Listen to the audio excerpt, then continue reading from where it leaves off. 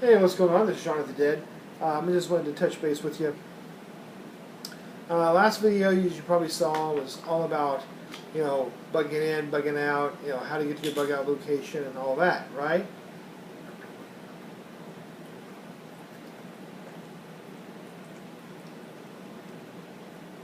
So, let's go ahead and start on this one. This is taking a step afterwards. You've bugged in, or you've already bugged out and got to your bug out location, or you've bugged in for long enough that you feel safe to go ahead and move forward, or you're in transit and you've come across other survivors, and you've formed a small unit, 15, 20 people or so. You have a structure that's been fortified. Big box stores are probably not an option. Walmart's, Costco's, so on. Either they've been taken over by bigger gangs, or they're full of zombies, or they're empty of everything, or a mixture of those. It's not safe. So that means that you have to go to smaller locations, or you have to go to people's houses. Going to the ritziest neighborhoods are probably going to be your best choice. A lot of rich people have a lot of medication. So if you have somebody that's sick, has an infection, and your doctor is like, yo, I need some antibiotics to take care of this guy. This is a list of things I need. This is what they can be called. Go get it. Well, you go out with that list and see what you can find. So if you go into people's homes, well, first you want to make sure that there's nobody there, that they're not being occupied by humans. You want to make sure that they're either already zombies or they've already bugged out and just left whatever they left. And you can get food, water, blankets, other supplies if necessary. Food and water is always good to grab when you have it, even if you have some. But if you need blankets, or if you have, if you need pots and pans or whatever other things you might happen to need, snag it while you're there. But whenever you go into a house, you're going to need something to defend yourself with. Now, a lot of people are talking about don't use guns, and I'm not sure if I told you in my last video or not, but driving a vehicle around by itself in a world that has no sound, with no traffic, no white noise, no nothing going on, whatever, it's just quiet. A car is going to sound like a thunderstorm. It's going to be extraordinarily loud. So it doesn't matter whether or not that you have, a gun going off or not, because you already drive around a car, so you're already attracting a certain amount of attention. So I picked a firearm setup for acquisition runs. Now this is not my combat loadout by any means. This is not what I would fight with against marauders, but this is what I would go into homes with to do acquisition runs and take out zombies inside houses and or stores, things of that nature. It is my Kel-Tec Sub 2000. I did put a Ranger band on it, which is just a fancy way of saying I put a bicycle inner tube on it for a rubber grip. Whenever I shoulder it up and I pull it up, it has really, really good target acquisition. The rear plastic ghost ring does just allow you to see the front sight very, very well. And it's very, very smooth. It is a blowback system. Yeah, it's very, very heavy as far as the spring is concerned. I do like how the gun will fold up, very, very small. And you can just pop it back open and go.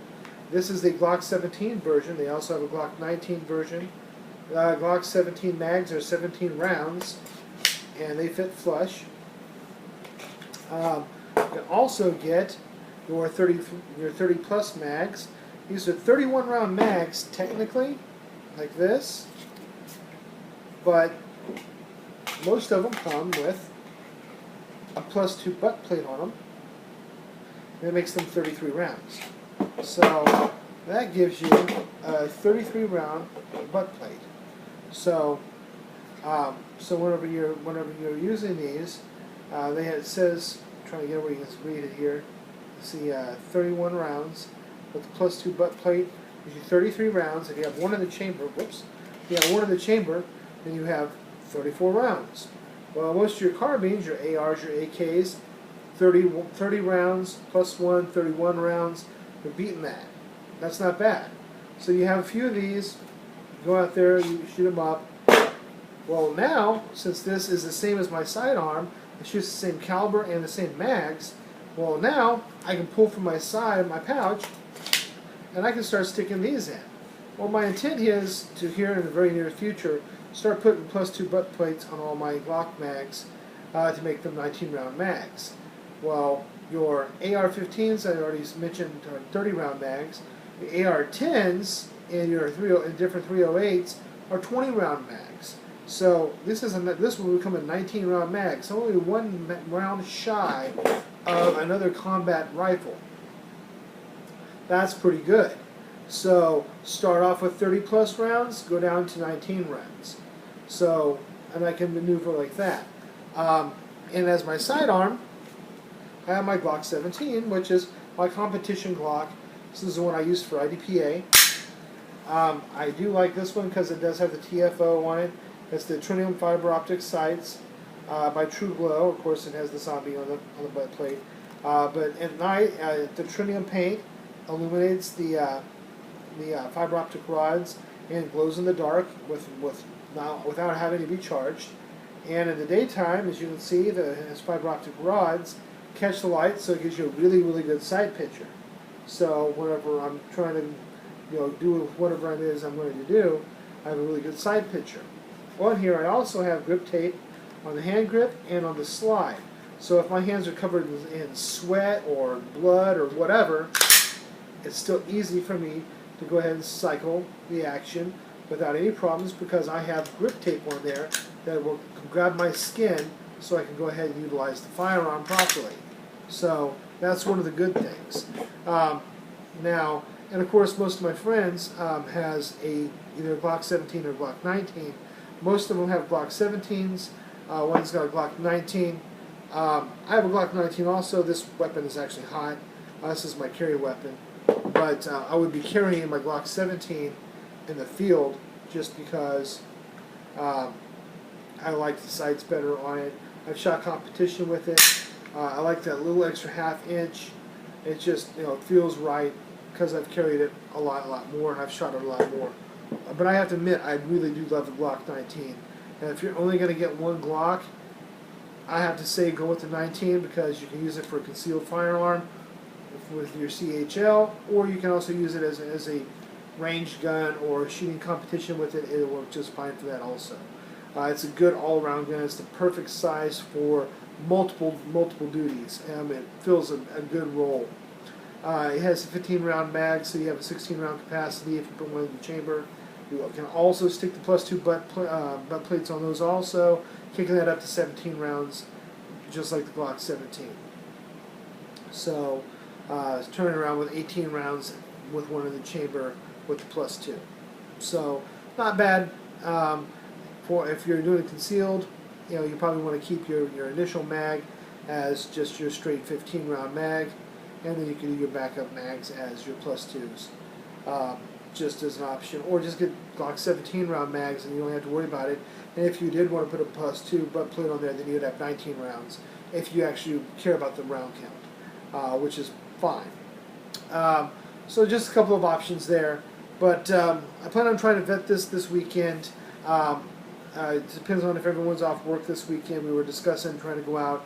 A few of us have a few guns to vet and that we have not fired yet. I have not fired this. I've cleaned it. It was filthy. Now she's all nice and pretty and clean. Now I've dressed her up and now I've got to take her out. So I can't wait to see how she shoots.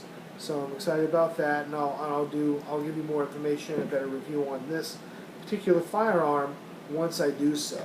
But right now I wanted to go ahead and just kind of give you an idea of what my light loadout, because I need something that's light, maneuverable, quick to use, something I can do that's interchangeable with my mags to go in and do acquisition runs, because I plan on encountering zombies. I'm not trying to encounter marauders. Now, if I'm going against marauders, that's why I have other options. That's why I have an AR-15, AK-47, or no Mosin the gun. That's why I have other firearms, choices at my disposal. Something else that is going to do the job for that job. Now, whenever I'm shooting zombies, I don't need that extra firepower, and I don't want it to pass through the exterior walls anyway. There's no reason for it to. It'll pass through its interior walls. That's fine. It's good. It's good enough. That's fine. It's close. Close range, I can probably go through 2 or 3 interior walls, just sheetrock. And hopefully it'll stop at the exterior wall and not go out and fly out through the street. Because who knows what position I'll be in. I might be shooting in the same direction where my team's at behind me, outside with the truck, and unless I happen to go through the window, I want the brick house to stop the round. So it's one of those things where you have to do what you have to do. Sometimes you have to shoot, but you always got to know what you're shooting at and you'll realize what's downrange. So using something like this might be a better option. And if I was going to do something like that, I might carry more of a hollow point round versus an FMJ. So hopefully it would disperse enough through the interior walls to stop the inertia, so that way it wouldn't do as much pass through. But those are just different ideas. So I just want to know what your acquisition firearm would be. This is not for taking on marauders. This is for purely going in and clearing a house, clearing a small store. I have enough range with this that I can shoot far enough that I can take something out, but at the same time, it's small enough that I still have that compact firearm that I need, small enough in size that I can maneuver it in a quicker nature. So all in all, it's a very, very light firearm, and I feel pretty good about it. So now, and of course, as I said, we'll go over the logistics of more of it here, and more to come. But tell me what yours is, and we'll get on melee weapons later, because I will also be carrying a melee weapon. We will discuss that at another time. It's always good to carry some type of a backup, and we'll go over different options on that also. So as always, please keep it civil. Stay on topic, and as always, don't forget to subscribe. And by all means, please, I really do truly want to know what your thoughts are. Why would you choose what you choose, and what's your mode of conduct for doing an acquisition run in a house or a small store. What is your preferred firearm setup for that? This is Shaun of the Dead. Catch you guys later.